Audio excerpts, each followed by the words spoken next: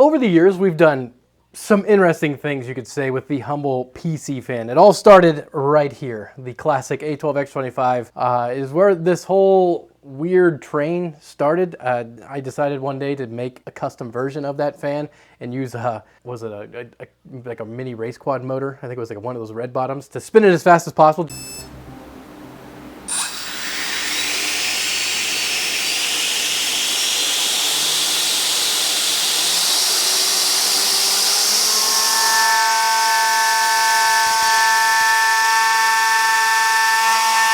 Oh no. And from that comment section was born the Fan Showdown. And we've had numerous revisions to the A12X25 over the years. This is just one of them, but we've tried many, many different things to try to improve the A12X25, most of the time making it worse, but every time being awesome. And after that, it was kind of like, what do you do next? Like, there's really only so much you can do with a PC fan, let's be honest. But there was one thing I always wanted to try to do, and that was to build a fully custom PC fan, specifically a hubless fan, and that is what led to this design. This is all 3D printed. Obviously the ball bearings in it are not, but the motor, the windings, it's all 3D printed or off-the-shelf components. And this surprisingly worked really well. A lot better than I ever thought it would. Come on, baby.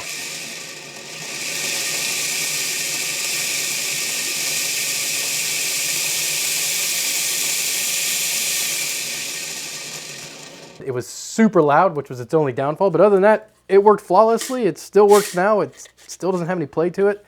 It's pretty nice. But what's next, man? What could you possibly do next? Is what I was thinking. When all of a sudden it came to me. We did a hubless fan, which means obviously no hub in the middle. What about an inside-out fan? Does that even make sense? No, but it's about to. What I mean by inside-out fan is essentially to make a PC fan. Where's one? Here, like this. Make a fan that instead of the blades and the hub being on the inside of the fan, they're along the outside, because that is ridiculous, and that's why it sounds amazing. Now, I know it's gonna suck. Like, there's no way that if this is done even close to properly, if there is a properly, I don't think anybody's ever done this before because it's ridiculous, but even if we do it somewhat successfully, there's no way this fan's gonna be any good. But that is not the point. The point is, can we do it? And I think we can, because I've been thinking about it, probably way too much, and it actually doesn't seem that hard. It seems way easier than this, and this turned out good, so let me share with you my idea. Think tank, specifically the tracks on the tank, because what is a fan? A fan is just a wheel, right? And what's a track? A track is just a wheel without a fixed center, so it makes perfect sense that we could use that as our conveying system for our belts. Hear me out. It's gonna get real dumb.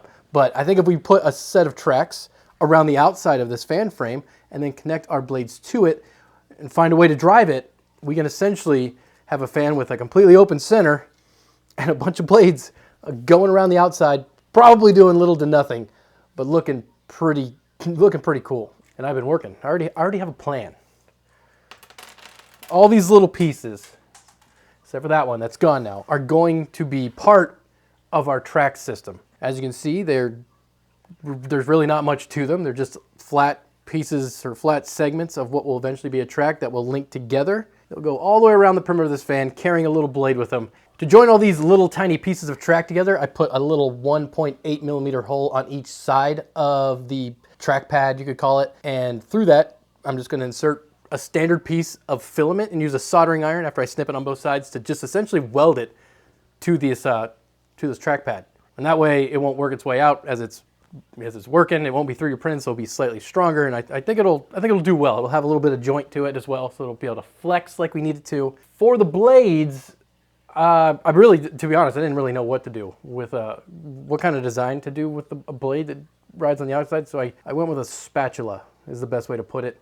I'm really not too concerned about the blade. It just has to be there. Like I said, moving air that's a secondary goal. To join the spatula to the pad, I printed this little tiny plug that's going to go in this slot that I put in the bottom of the blade. This is just to make it easier to print. Essentially, I'm going to glue that in position, and then you'll see on each one of these pads, it's a little recess or a little hole here, and that's to engage with the drive sprocket that's going to be driving our track. And I'm going to also use that to help position and locate these blades, so make sure they're somewhat centered on the pad itself, and then I can glue them in place with a little weld-on for. This is actually made for acrylic, but for some reason, it works surprisingly good on PLA. So if you're looking for a PLA glue that's really thin, weld-on 4. See, it holds on there pretty good. But speaking of drive sprockets, let's look at that. It's really nothing, it's nothing fancy. It's literally a sprocket that is meant to go on the motor that we're using. This is just like a cheap little 1,000 RPM motor that I've had laying around forever. It's geared, so it's got some decent torque, and it's got a little bit of a flat for a keyway on it. That's just gonna get pushed on there like so, obviously through the fan frame that I have sitting over here. For the fan frame, it really doesn't need to be that complicated, to be honest. It really just needs to be a square. You can see there's 2 halves here. And the motor is gonna get mounted in this top corner like so. And this essentially goes in between the 2 fan frames. And you can see that there's a little bit of a slot there, and that'll help. Hopefully, I can push it in with the screws loose, load the track, and then once I get everything loaded up there, I can loosen the screws, slide this out, and then put a little tension on the belt or on the track to make sure everything doesn't skip and it hopefully functions properly. The other side has some supports for the motor, and then you'll see these 3 posts, and those are gonna hold these V-groove wheels. And this is one of them off of a Creality, actually the Ender 7. And this will probably be the first time Creality has ever provided a useful product to me. And those are just gonna go on there just like that. There's a lip on either side of this to set the gap so it stays in the middle. And because it's a V-groove wheel, there's a chamfer on each side, and the track itself has a mating chamfer on the other side to keep it centered. And I think that's basically it.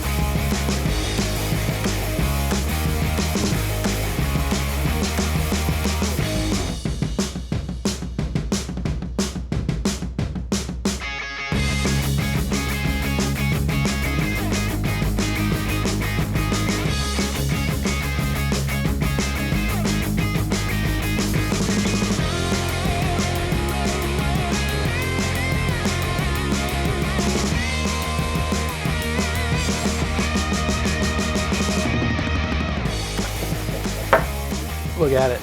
Honestly, it went together pretty easily. The thing that took the longest was putting each one of these little tiny tracks together.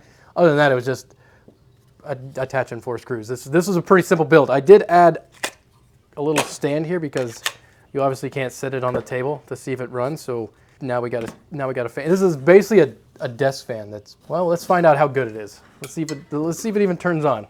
So I brought over this power supply from the old flashy board back there. It's because this motor I think is just 12 volts. So we'll put it on here and see exactly what happens. Hopefully it just doesn't break the track immediately because that'd be a real bummer.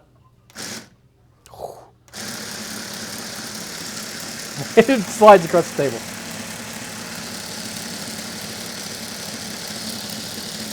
Nothing to write home about, but it works. And it's super quiet compared to this one. I mean, it's pretty loud, but it's still pretty quiet.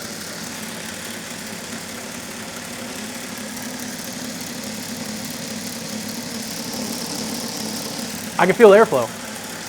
Okay, let me turn it off for a minute. Where's my phone? I can use my phone to do like one of those high-speed videos.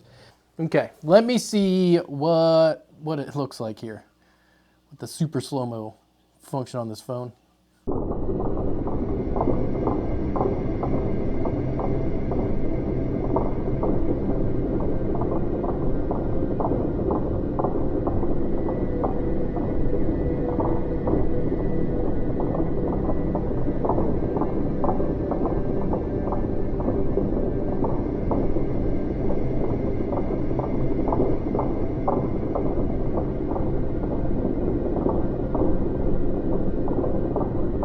Gives me real slow-mo guys vibes on this, but there's a lot of movement. It's definitely not smooth. Are those touching each other? Maybe. Yeah, I think, yeah, definitely. You could look on the back corner there. They're definitely touching. I don't see any damage on them though, but that is fascinating. for how simple this is, it works so good.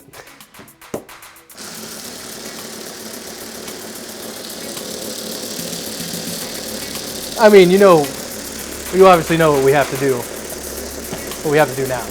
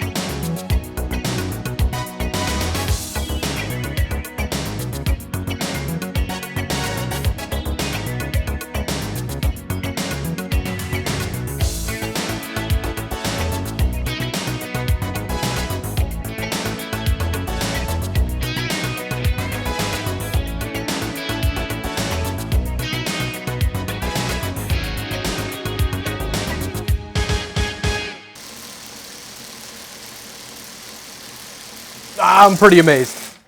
I'm not gonna lie to you. That worked. I take it all back. This works pretty darn good. It doesn't feel like a lot, but it's still foggy in here. It looks like a Halloween haunted house. When I started blowing that smoke through this thing, I was pretty amazed by how much air is actually being moved by this goofy thing. It's not gonna set any records, obviously, but surprised that it works as well as it does, to be honest. It was super easy to make. I mean, it's essentially just a motor mounted to two fan shells with a belt around it. It works so good, and it seems pretty robust. It hasn't seemed to start stretching or anything. It just works, which is pretty fascinating. And I think that's the end of the tech tree. I mean, if you have other ideas of what you can possibly make a PC fan into, let me know in the comments. Like I said, I think this is the end of the tech tree. I don't think there's anything else to be done now that we've made this monstrosity, but it was a lot of fun to try, and it held up pretty darn good. And I'm glad I made a little stand for it, because honestly, I would have had to hold it the whole time. That would have been a real bummer. So let me know what you think about this whole situation in the comments section down below. If you have any other ideas for this type of situation, or just anything in general, throw them down there. I'll check them out. Thank you guys all for watching, and I'll see you in the next one.